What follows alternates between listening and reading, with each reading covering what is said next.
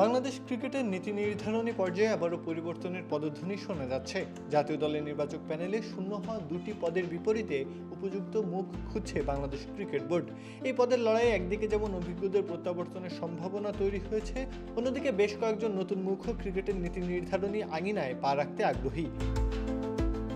March মাসের প্রথম দিনে বিসিবির পক্ষ থেকে নির্বাচক নিয়োগের বিজ্ঞপ্তি প্রকাশের পর থেকেই দেশের ক্রিকেট অঙ্গনে শুরু হয়েছে জল্পনা কল্পনা। সাবেক প্রধান নির্বাচক মিনহাজুল আবেদিন নান্নু আবারও এই দায়িত্বে ফিরতে ইতিমধ্যেই আবেদনপত্র জমা দিয়েছেন। অন্যদিকে নির্বাচক হিসেবে বর্তমান কাজ চালিয়ে যাওয়া হাবিবুল বাশার সুমন প্রধান নির্বাচক হওয়ার দৌড়ে সবচেয়ে এগিয়ে থাকলেও এখন পর্যন্ত আনুষ্ঠানিকভাবে আবেদন করেননি। তবে আগামী ৮ মার্চের সময়সীমার মধ্যেই তিনি আবেদন করবেন বলে ধারণা করা হচ্ছে।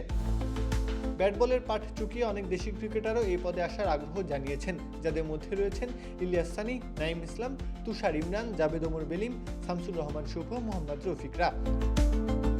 2024 সালে ফেব্রুয়ারিতে প্রধান নির্বাচকের দায়িত্ব নিয়েছিলেন গাজী আশরাফ হোসেন লিপু। তবে ব্যক্তিগত কারণে তিনি আর এই গুরুদায়িত্ব চালিয়ে নিতে আগ্রহী নন। এর আগে গত অক্টোবরে বিসিবির অভ্যন্তরীণ নির্বাচনের কারণে পদ ছেড়েছিলেন আরেক নির্বাচক আব্দুর রাজ্জাক।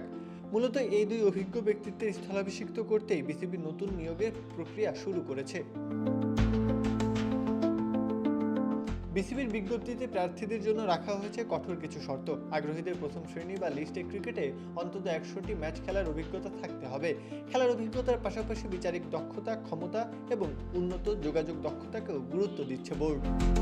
তবে প্রশ্ন হচ্ছে, প্রধান নির্বাচক পদের রেসে এগিয়ে কে? পুরনো সেই নান্নুতেই কি ফিরবে বোর্ড, নাকি হাবিবুল বাশারের বিচক্ষণতার উপর ভরসা করা হবে, নাকি বেলিমদের মতো বিকল্পতেই আস্থা রাখবে বোর্ড?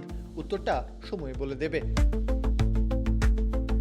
প্রত্যহ কাব্য, খেলা ৭১।